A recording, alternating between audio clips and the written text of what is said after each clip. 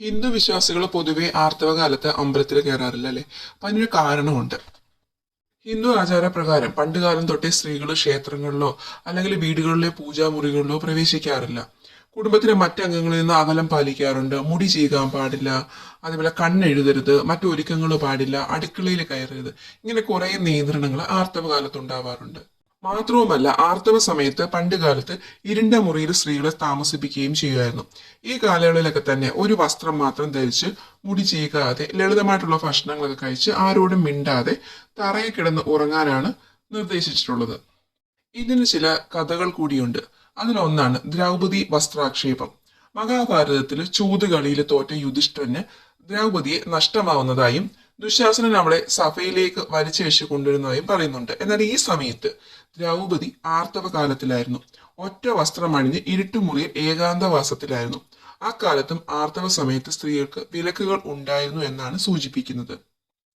ഇത്തരമൊരു അവസ്ഥയിൽ ഒരു സ്ത്രീയെ ഉപദ്രവിക്കുന്നതും അപമാനിക്കുന്നതും ഏറ്റവും വലിയ പാപമായിട്ട് കരുതപ്പെടുന്നു.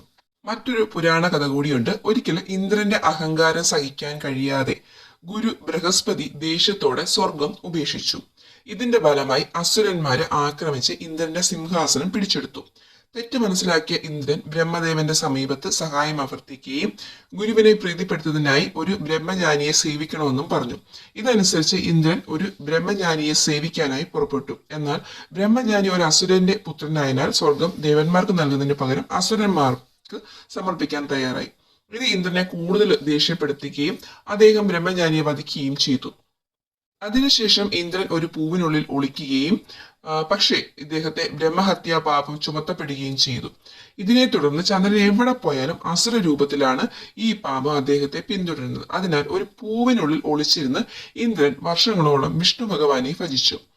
വിഷ്ണു ഭഗവാൻ പ്രത്യക്ഷപ്പെട്ട് അസുരനിൽ നിന്നും ഇന്ദ്രനെ മോചിപ്പിക്കുകയും ചെയ്തു. എന്നാൽ ഈ പാപത്തിൽ നിന്നും അദ്ദേഹത്തിന് ഒരിക്കലും മോചിതനാവാൻ കഴിഞ്ഞില്ല. ഈ പാപത്തിൽ നിന്ന് രക്ഷപ്പെടാൻ വേണ്ടിയിട്ട് ഇന്ദ്രൻ മരങ്ങള്, ഭൂമി, വെള്ളം, സ്ത്രീകൾ എന്നിവരോട് അഭ്യർത്ഥിച്ചു.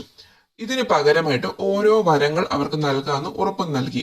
ഇതിന്റെ ഫലമായിട്ട് വൃക്ഷങ്ങള് ഇന്ദ്രന്റെ പാപത്തിന്റെ നാലിലൊന്ന് ഏറ്റെടുക്കുകയും വേരുകളിൽ നിന്നും വീണ്ടും വളരാനുള്ള വരം നേടുകയും ചെയ്തു. അങ്ങനെ ഓരോരുത്തരും വരം നേടിയെടുത്തു.